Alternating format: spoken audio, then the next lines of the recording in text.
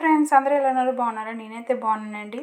ఈరోజు ఏంటంటే మనం సింగిల్ బెడ్ షీట్ ఎవరెవరు వాడుతున్నామో వాళ్ళందరికీ యూస్ఫుల్ అయ్యే ఒక టిప్స్ అనమాట ఇది.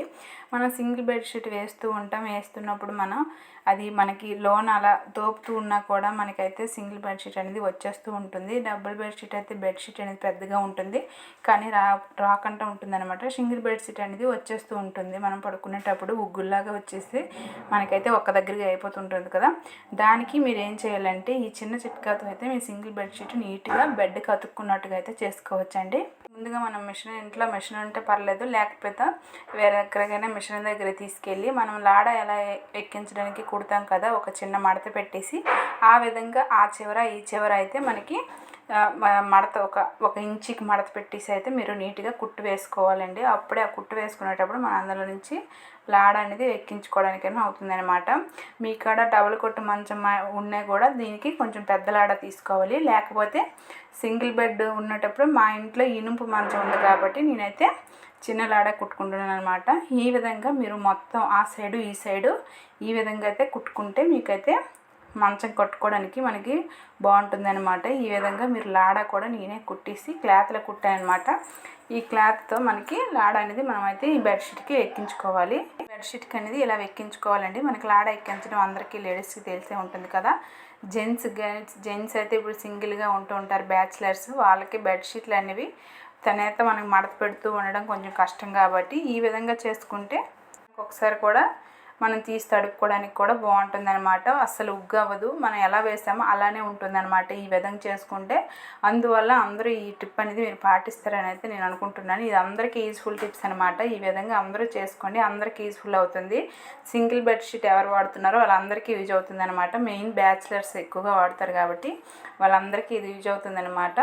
ఈ విధంగా మనకి అటు సైడ్ ఇటు సైడ్ రెండు సైడ్లో బెడ్షీట్కి రెండు వైపులో ఈ విధంగా మనకి ఒక ఇంచి మడత పెట్టి అయితే మొత్తం కుట్టుకున్న తర్వాత ఈ విధంగా మనం లాడ అనేది ఎక్కించుకోవాలండి. మీరు సైజ్ చూసారా, మా మంచానికి అయితే ఇది సరిపోతుంది. అందువల్ల నేనైతే ఇలా కుట్టాను అనమాట. మన సైడ్ అయితే అందరూ పెద్దగా చెక్క మంచాలు వాడతారు కాబట్టి వాళ్ళైతే కొంచెం క్లాత్ అనేది లాడ అనేది కొంచెం పెద్దదిగా కుట్టుకోవాలి. నేనైతే మా ఇంట్లో ఇనప మంచం ఉంది కాబట్టి అది ఈ లాడ అయితే సరిపోతుంది. అందుకే కొంచెం చిన్న సైజుగా ఒగ్గాను అనమాట. మీకు మనకి కట్టెల మంచం అనుకోండి పెద్దగా, మనకి ఇప్పుడు చెక్క మంచాలు ఉంటాయి కదా, కొంచెం దానికి కోళ్ళు అనేవి పెద్దగా ఉంటాయి కాబట్టి మీరైతే ఇంకొంచెం పెద్ద లాడ ఒగ్గుకుంటే కట్టుకోవడానికి బాగుంటుంది అనమాట. ఏ మంచంకైనా ఈ విధంగా కుట్టేసి కట్టుకుంటే అసలు మనకి బెడ్షీట్ అనేది నీట్గా ఉంటుంది అనమాట. అటు ఇటు ఊడకంట నీట్గా ఉంటుంది. మనం మడత పెడుతూ అలా తోపుతూ ఉంటాం మంచాడి సైడ్లు అంట గట్ట, అయినా మరొక రోజుతో అయితే మార్నింగ్ కల్లా వచ్చేస్తూ ఉంటుంది. అది ఈ విధంగా చేసుకున్నాం అనుకోండి అసలు మనకి మనం తీసే వరకు అయితే ఇది ఓడదనమాట. ఈ విధంగా చూసారా, నేను మా ఇంట్లో మాది ఇనప మంచం కాబట్టి ఈ విధంగా కట్టుకుంటున్నాను.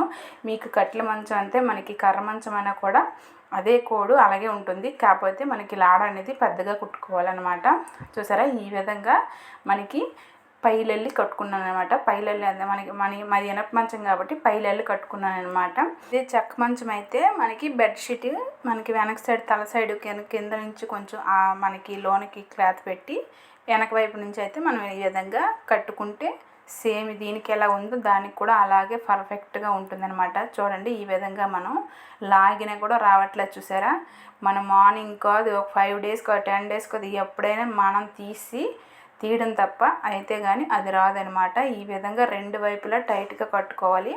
క్లాత్ మనం బెడ్ కవర్ వేస్తుంటాం కదా, బెడ్ కవర్ కూడా దీనికి ఏ అవసరం లేదనమాట. నేనైతే బెడ్ కవర్ వేయకంటే చూసారా ఇదే యూజ్ చేసేస్తున్నాను. ఎందుకంటే మనకి ఈ విధంగా ఇది రాదనమాట. మనం పిల్లలు కానీ పెద్దలు కానీ ఎవరు ఎక్కి తొక్కినా కూడా ఈ విధంగా రాదనమాట. ఎలా వేసామో అలాగే ఉంటుంది. అందువల్ల ఈ విధంగా అందరూ మీరైతే ఈ పాటించండి. ఈ చిట్కా అనేది పాటిస్తే మీకే యూజ్ఫుల్గా ఉంటుందని కదా. అందువల్ల అందరూ ఈ చిట్కాని పాటించండి. కొత్తగా నా ఛానల్ చూస్తున్నట్టయితే సబ్స్క్రైబ్ చేసుకొని లైక్ చేయండి. అందరికీ థ్యాంక్ యూ, బాయ్.